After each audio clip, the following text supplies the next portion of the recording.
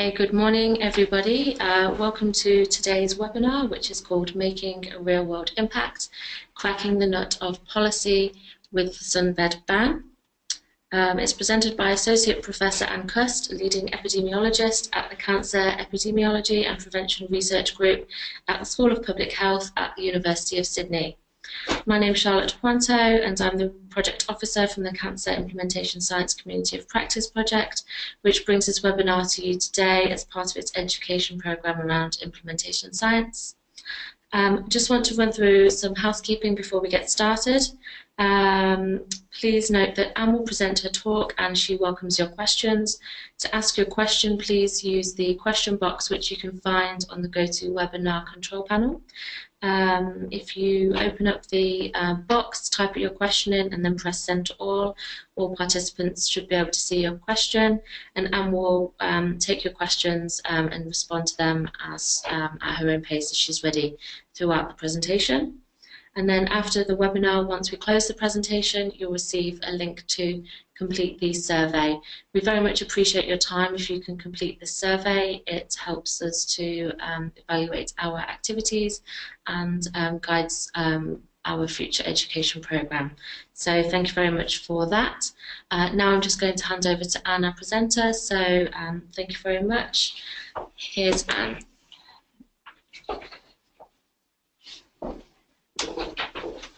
Hi everyone, how are you? Thanks for coming along bright and early.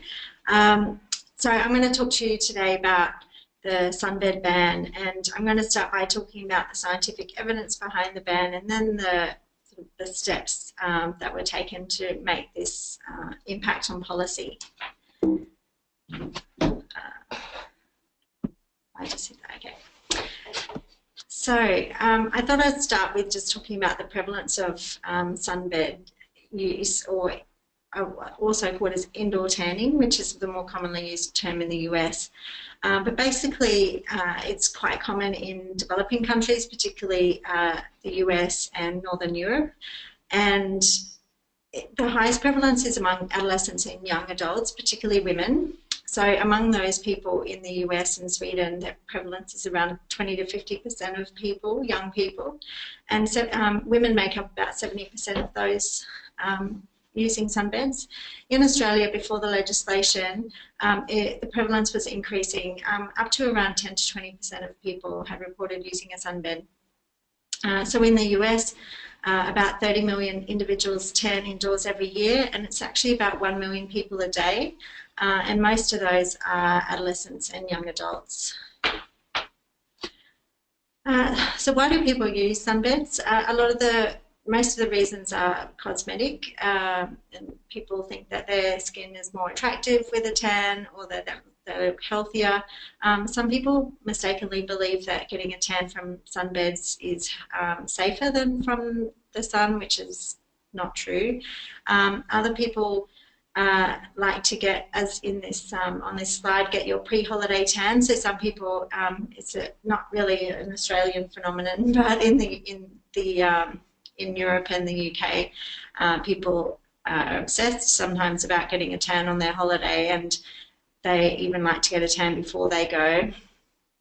They think it might help to prevent sunburn. We all know that going out in the sun can make you feel good. And some people advocate that it's a good way of getting vitamin D levels. And not so much in Australia now, but before a lot of the evidence came out, and still now in the US and Europe, there's a lack of knowledge about the health risks associated with sunbed use. So why is it dangerous? So it's because the sunbeds are emitting ultraviolet radiation, and that's a proven human carcinogen. So the International Agency for Research on Cancer, which is part of the World Health Organization, has classified tanning beds as a group 1 carcinogen. We know that the UV intensity can be up to 10 to 15 times stronger than you would get from the midday summer sun in Southern Europe. Also, the modern clam-type tanning beds and canopies, they generally expose the skin to more UV radiation than you would get from just going outdoors. And there's lots of studies showing that the tanning bed industry is been poor at self-regulation, and they've really had poor compliance with tanning bed legislation that has been in place. So there have been some meta-analyses looking at the studies that have looked at the association between sunbed use and melanoma. So melanoma in Australia is the 4th most common cancer, actually in people who are aged 15 to 44, so in young adolescent young adults, it's the most common cancer. Represents about 1/3 of cancers in those people in New South Wales. This meta-analysis, people who never used a sunbed, using a sunbed on at least one occasion increase your risk of melanoma by 20%, and the risk was higher if you'd first used sunbeds at a young age, so 59% increased risk if you'd used it before the age of 35. And there is evidence that the more you use the sunbeds, the higher your risk. And it was estimated that about 3,500 new melanomas were due to sunbed use in Europe each year. There's also been a systematic review and meta-analysis looking at the association with non-melanoma skin cancers. So these are very common in Australia. About 2/3 of the population will develop a non-melanoma skin cancer in their lifetime, and using sunbeds increases your risk of those non-melanoma skin cancers, particularly for squamous cell carcinomas, but also basal cell carcinomas. And again, the risk is higher if you use sunbeds at a younger age. So your risk is doubled for squamous cell carcinoma if you use a sunbed before the age of 25. And so it's thought that sunbed use causes about 4% of basal cell carcinomas and about 8% of squamous cell carcinomas in the US each year. And so we did a study in Australia using data from the Australian Melanoma Family Study, and this was a population-based case control study of early onset invasive cutaneous melanoma. So these were people diagnosed before the age of 40, and controls were people without melanoma of the same age. And so in this Australian sample, which people were recruited from Brisbane, Sydney and Melbourne, we had 18% of controls reporting having ever used a sunbed and 23% of cases, and as you would expect, it was higher in females than males. And these were our results. So if you had ever used a sunbed, your risk of melanoma was 40% higher, and the risk increased with increasing number of sessions. And also we saw a higher risk if you used sunbeds at an earlier age, so that's consistent with the meta-analysis. So if you'd used a sunbed before the age of 20, your risk of melanoma was doubled. And so this is after adjusting for lots of other risk factors for melanoma, including sun exposure. So we also looked at, we found an interaction with age of diagnosis. So actually, sunbed use was a much stronger risk factor for people developing melanoma before the age of 30. So we found that if you had developed melanoma under the age of 30 and had used a sunbed more than 10 times, your risk had been 6 times higher compared to people who'd never used a sunbed. So from our study, we generated some numbers which are simple to calculate, but that summarise what the public health implications of our results mean. And I think this is a really, I guess, from a scientific point of view, these sorts of numbers have been really helpful for advocates and for policymakers in advocating for sunbeds to be banned, because I see these numbers in the media all the time, and I've just given you an example there. That's a news article from the day that the sunbed ban came into place. But I see these numbers from our study bandied around quite often. And so we estimated that 3/4 of melanomas occurring in people aged 18 to 29 years of age who'd ever used a sunbed was due to the sunbed use. And that was lower for people diagnosed at a later age.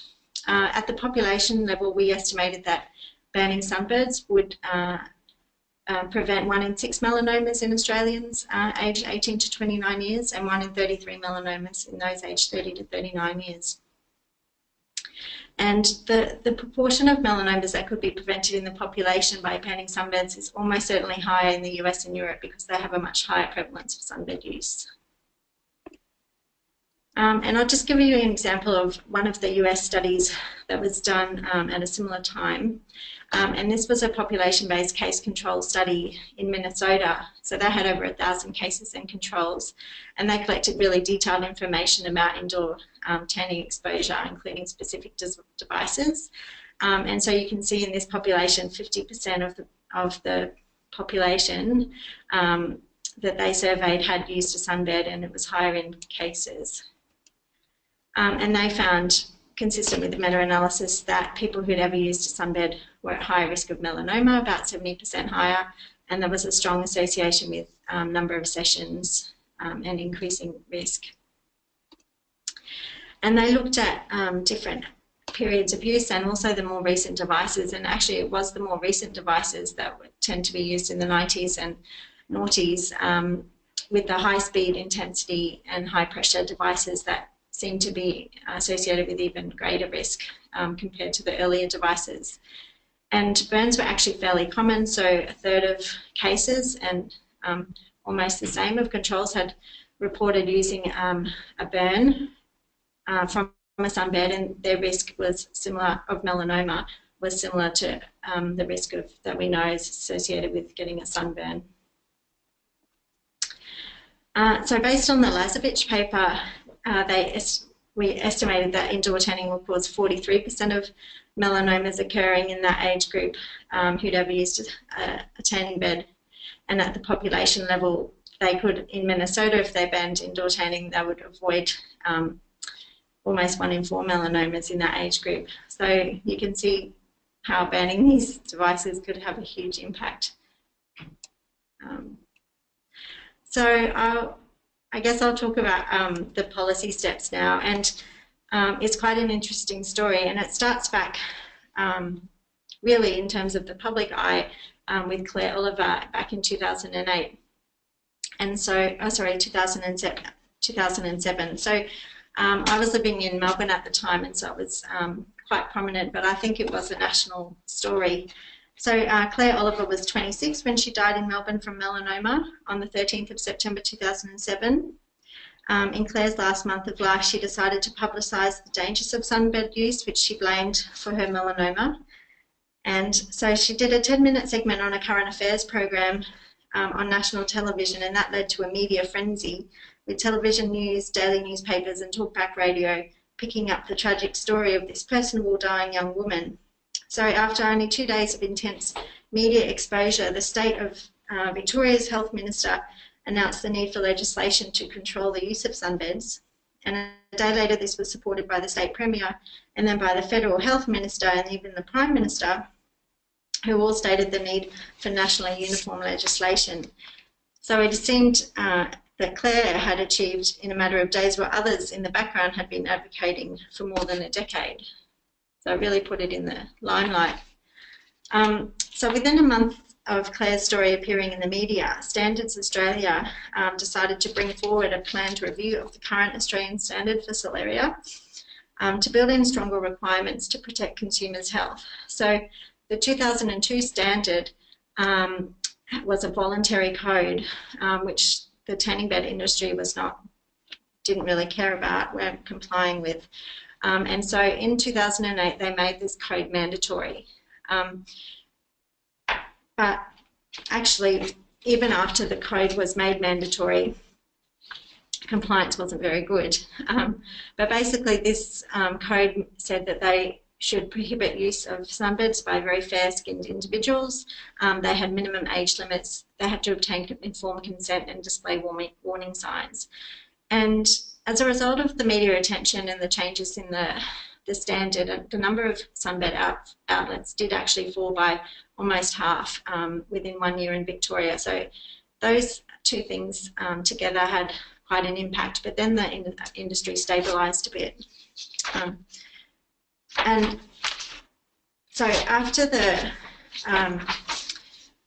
introduced the new standard, and there was an audit, there were several audits done, and one in New South Wales found that, conducted in 2009, found that 87 of 89 operators that were investigated were still flouting the new standard, and a follow-up audit in 2010 revealed that 38% were still ignoring the rules. So even making the standard mandatory helped a bit, but there was still a lot of bad practices happening. And this is an example of an article written. This is from 2010, and this is Professor Chapman, who's a public health advocate, helping to keep the pressure on the solarium industry. And then really taking on Claire's legacy is Jay Allen, and Jay really was the next advocate who really helped to get this sunbed ban achieved. So Jay was diagnosed with stage 3 melanoma in February 2008, and he'd been a frequent user of sunbeds, and his surgeon was adamant that it had contributed to his disease. And so from December 2008, he decided that he would spend his time to increase public knowledge of the inherent risks of sunbeds and to campaign for a ban. And you can see just some examples of advocacy that he's doing there. So he set up petitions at the Bondi Beach, and there's a picture of him holding up a cooked chicken, which is he told me is a great way that he got the attention of the Health Minister Gillian Skinner at the time. He was trying to do something that caught their attention and saying this is what happens to your skin when you're in a sunbed.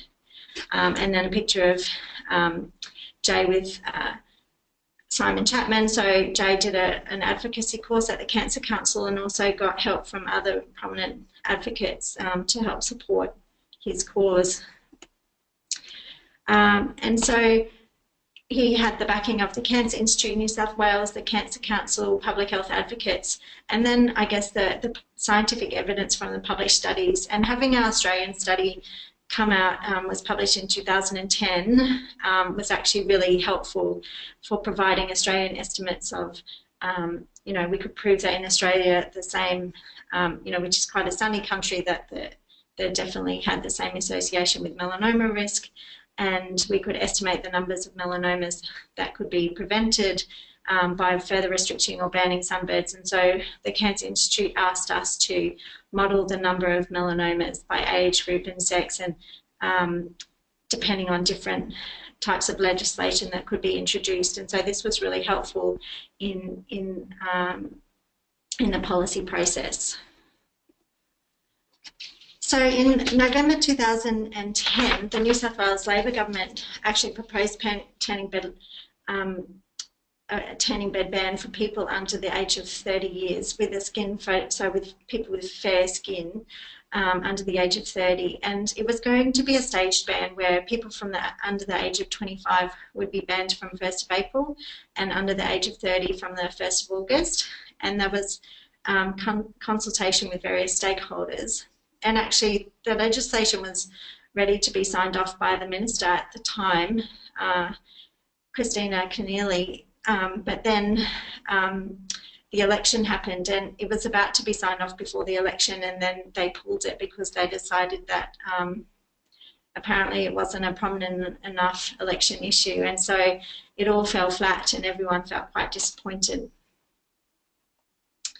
But then, not long afterwards, and there was now a Liberal government in power in New South Wales. The Greens New South Wales MP, John Kay, introduced a bill to ban sunbeds entirely, and he argued, this is from their media release, that, you know, regulating sunbed usage by age and skin type is almost impossible to enforce, and we knew from various studies that were done that there was poor compliance.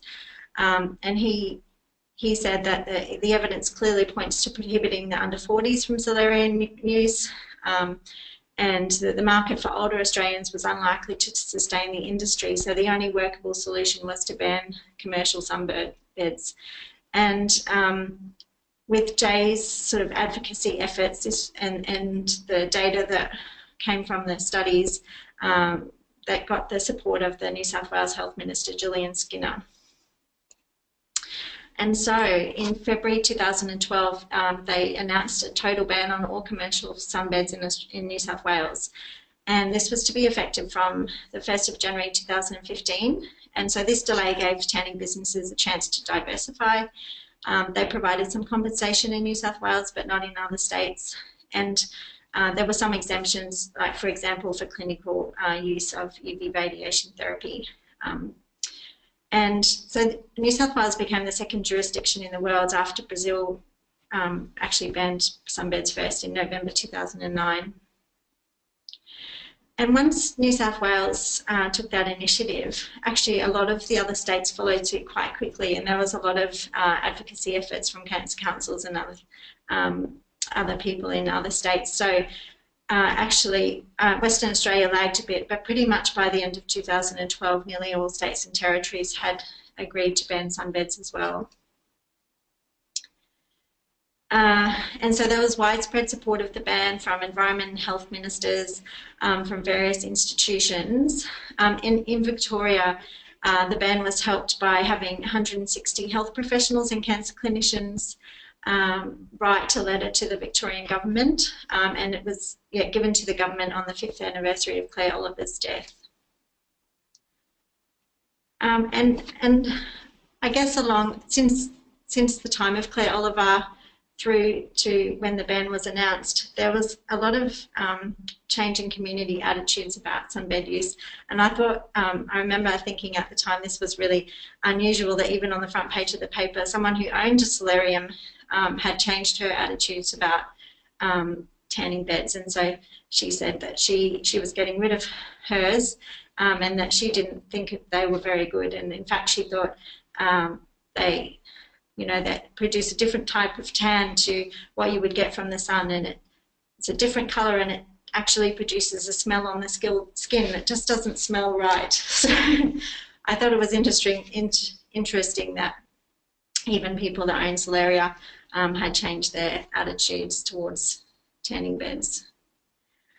But of course it wasn't all easy sailing, and there was a strong counter arguments from the solarium industry.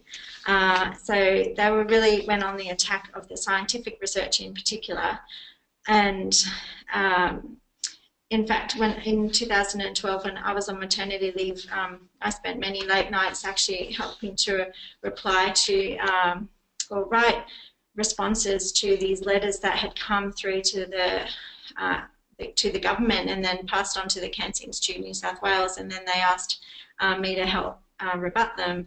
And so these were letters that were really critical of the peer-reviewed evidence. They would say things like, providing poor statistical evidence, and the data were limited both statistically and methodologically. Things like, after close review, it's apparent that there's no evidence to support the proposed ban on solaria, and that we were misusing research to drive flawed regulatory outcomes. And then they would cite their own industry-funded research, which wasn't peer-reviewed, or not in the peer-reviewed literature. They would cite their own research to say why sunbeds were actually quite safe. So there was counter arguments from the industry, but that fortunately didn't stop the ban from going ahead. And so Craig Sinclair and Jennifer Macon from the Cancer Council Victoria have written a few good articles on the whole process of the tanning bed legislation. They're quite, if you're interested, it's worthwhile having a read. And this is one that highlights what they think was, I guess, helped the tanning bed legislation come about. So they say a combination of epidemiological and policy-centred research, powerful personal stories, and the active advocacy of prominent academics, cancer organisations and grassroots community campaigners contributed to the decisions to first legislate standards and then ban all commercial tanning beds. And we have illustrated that incremental change can be an effective pathway to securing substantial public health reforms. And so I thought that was a really nice summary of how the sunbed ban came into place. And so now the sunbeds have been banned for over a year, and one of the concerns was that because this is a ban on commercial solaria, there were concerns that there might be a big underground black market for solaria. And so it's and this was a news article that came out in January this year saying, a black market has emerged, but actually the Cancer Council Victoria had been monitoring advertising for Celeria in sort of local newspapers, online and so forth, and they could document that actually there had been a dramatic reduction in the availability of sunbeds, and the black market was quite small and diminished over time. So that was really helpful, I think, particularly to respond to critics of the ban, and also for other countries to show that the ban could be effective. So that was quite useful for them to be collecting those data. And I just want to touch on, finish up by touching on what's happening in the US. So in the US, they have their indoor tanning industry is estimated to be worth $5 billion a year. They have 18,000 to 19,000 indoor tanning salons, and about the same number that are located in health clubs and other places. They have quite a strong PR group, the American Sun Tanning Association, that to try and improve the tanning industry image and to the public, and they use that to lobby government as well. And it's actually estimated, though, that indoor tanning probably causes around 400,000 cases of skin cancer in the US each year. So this is from May last year, was it's a state-by-state basis in terms of what the regulations are. And so in the red is where they limit it to minors, but in the white states actually have no legislation, no restrictions whatsoever. And so actually a lot of teenagers use sunbeds in the US. And so this time, last year, the US FDA proposed restricting tanning beds, imposing restrictions around having minors not being able to use sunbeds, and also having things like safety warnings and I guess some of the basic safety things that we had in place back when the Claire Oliver campaign was around, having those sorts of basic measures. So they're talking about getting those sorts of things in place now. So there's still quite a way. They've still got quite a way to go, but these will help. These will help. But we know that from the research that the tanning bed industry isn't very good. Doesn't do a good job of complying with the laws. So that's where they're up to. And it's similar, I guess, in Europe, they've got similar issues. So to conclude, there is convincing evidence that sunbeds increase the risk of melanoma and non-melanoma skin cancer, and the risk is greater with an earlier age at first use. So it's really crucial to try and restrict sunbed use to teenagers in particular. And I think this is a really good example of where advocacy can make a difference to policy making. And definitely media coverage and using these personal stories helped stimulate policy change and really change community attitudes to the issue. And that made it easier then for the government to make changes to policy, because it wasn't going to be hard because everyone was on board. Most people were on board. So that made it easier to change the policy. And I'd just like to thank the funding bodies that sponsored the Australian research and my fellowship. Thanks. So I'm happy to take questions if anyone has any. Not had any through yet. But please feel free to use the question box now if you've got any questions for Anne.